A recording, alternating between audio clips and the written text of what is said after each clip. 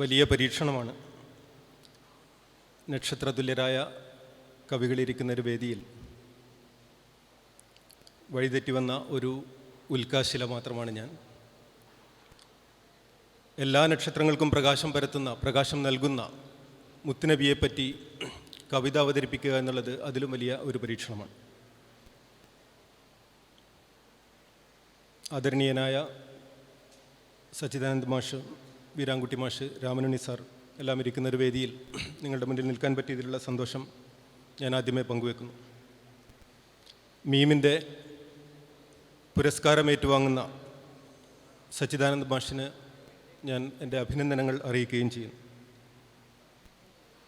എൻ്റെ എഴുത്തിൻ്റെ വഴിയിൽ എനിക്ക് കിട്ടിയ ഏറ്റവും വലിയ പുരസ്കാരം മാഷ് എൻ്റെ ഒരു കവിത ഇംഗ്ലീഷിലേക്ക് ട്രാൻസ്ലേറ്റ് ചെയ്തു എന്നുള്ളതാണ്.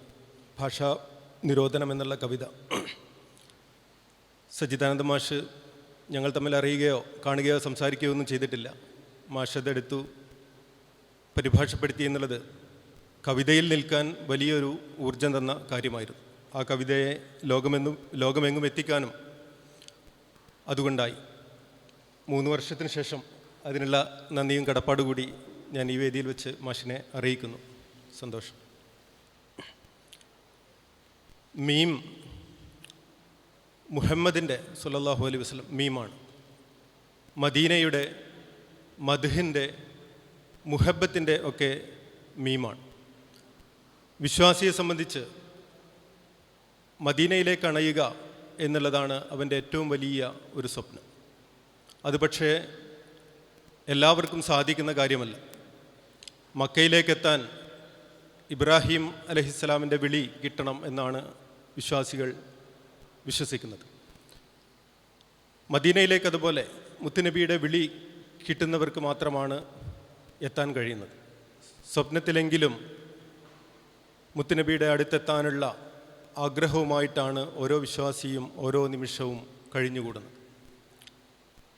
മദീനയിലേക്കുള്ള വഴി മുഹബത്തിൻ്റെ വഴിയാണ്. എല്ലാവരെയും പോലെ മദീനയിലേക്കുള്ള വഴി അന്വേഷിച്ച് ഒരുപാട് കാലം ഞാനും അലഞ്ഞിട്ടുണ്ട്. ആ വഴി നമുക്ക് നടന്നെത്താവുന്ന അല്ലെങ്കിൽ പറന്ന് ഇറങ്ങാവുന്ന ഒരു വഴി അല്ല എന്നുള്ള തിരിച്ചറിവാണ് ഏറ്റവും പ്രധാനപ്പെട്ടത്. മദീനയെ നമ്മുടെ ഉള്ളിലേക്ക് തന്നെ കൊണ്ടുവരിക, നമ്മൾ തന്നെ മദീനയായിട്ട് മാറുക, മദീനയിൽ നിന്ന് പകർന്നു തന്ന തിരുനബി പകർന്നു തന്ന വെളിച്ചം നമ്മൾ പരത്തുക എന്നുള്ളതാണ് ഏറ്റവും പ്രധാനപ്പെട്ടത് എന്നുള്ളൊരു തിരിച്ചറിവ് കൂടിയായിരുന്നു അത്. ഈ അവസരത്തിൽ ഇനി നീട്ടി സംസാരിക്കുന്നില്ല. മദീനയിലേക്കുള്ള വഴി എന്ന ഒരു ചെറിയ കവിതയാണ് ഞാൻ വായിക്കുന്നത്. മദീനയിലേക്കുള്ള വഴി ആരംഭിക്കുന്നത് എവിടെയാണ്? മനസ്സിൻ്റെ ഉള്ളിൽ തന്നെ. മദീനയിലേക്കുള്ള വഴി ആരംഭിക്കുന്നത് എവിടെയാണ്?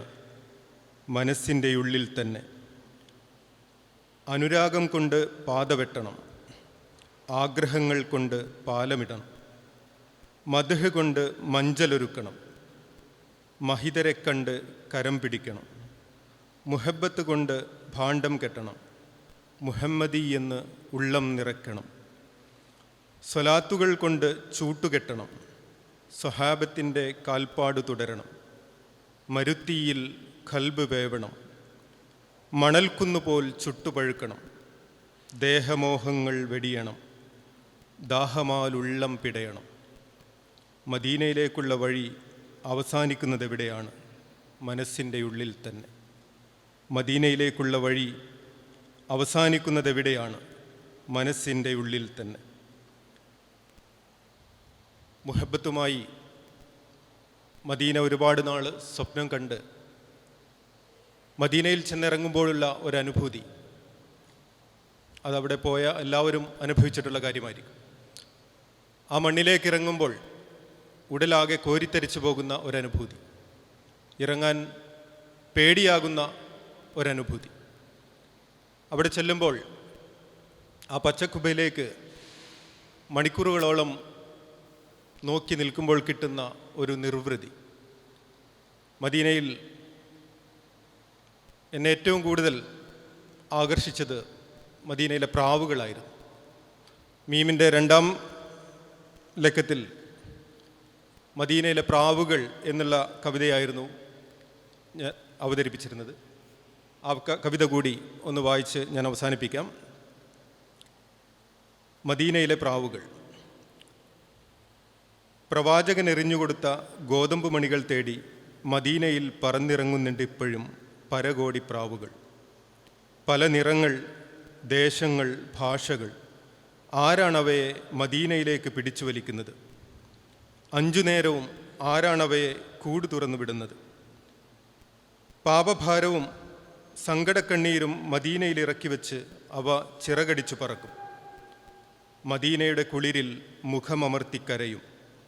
മദ്ഹ് ഗാനങ്ങൾ കൊണ്ട് മുഹബ്ബത്തറിയിക്കും. അറിവിൻ്റെ കതിർമണികൾ കൊത്തിയെടുത്ത് പറക്കും. സംസമിൻ്റെ മധുരം ആവോളം നുകരും. ഉഹദ് മല കടന്നുവരുന്ന കുളിർ കാറ്റേറ്റു മയങ്ങും. പ്രവാചകരുടെ മണ്ണിൽ പുണ്യം തേടി അലയും. മദീനയുടെ പ്രഭയിൽ വെട്ടിത്തിളങ്ങും. മദീനയുടെ സൽക്കാരത്തിൽ മതിമറന്നു നിൽക്കും. ചിറകുകളുടെയെല്ലാം അധിപനായ നാഥ, എനിക്കും 2 ചിറകുകൾ തരൂ, പ്രവാചകൻ്റെ കൂടണയാൻ. എത്ര പറഞ്ഞാലും തീരാത്ത അനുരാഗത്തിൻ്റെ കഥകളാണ് മുത്തുനബിയെക്കുറിച്ച് നമുക്ക് പറയാനുണ്ടാവുക. തീർച്ചയായിട്ടും ഈ 2 ദിനങ്ങളിലായി ആ വാഴ്ത്തുകൾ ഇവിടെ തുടരും.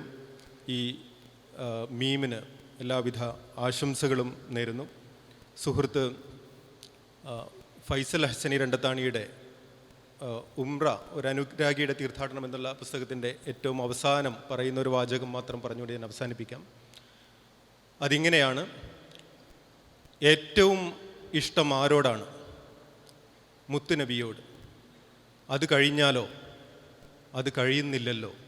അതെ, ഒരിക്കലും അത് കഴിയുന്നില്ല. നേരത്തെ സൂചിപ്പിച്ച പോലെ എത്ര നൂറ്റാണ്ടുകൾ പാടി പറഞ്ഞിട്ടും മദീനയോടുള്ള, മുത്തുനബിയോടുള്ള മുഹബ്ബത്ത് പറഞ്ഞും എഴുതിയും തീരുന്നില്ല. മീമിൻ്റെ തുടർ ദിനങ്ങളിലും തുടർ ലക്കങ്ങളിലുമായി ആ സഞ്ചാരം നമുക്ക് തുടരാം എന്ന് ആശംസിച്ചുകൊണ്ട് ഞാൻ എൻ്റെ വാക്കുകൾ അവസാനിപ്പിക്കുന്നു. അസ്സലാമു അലൈക്കും വറഹ്മത്തുള്ളാഹി.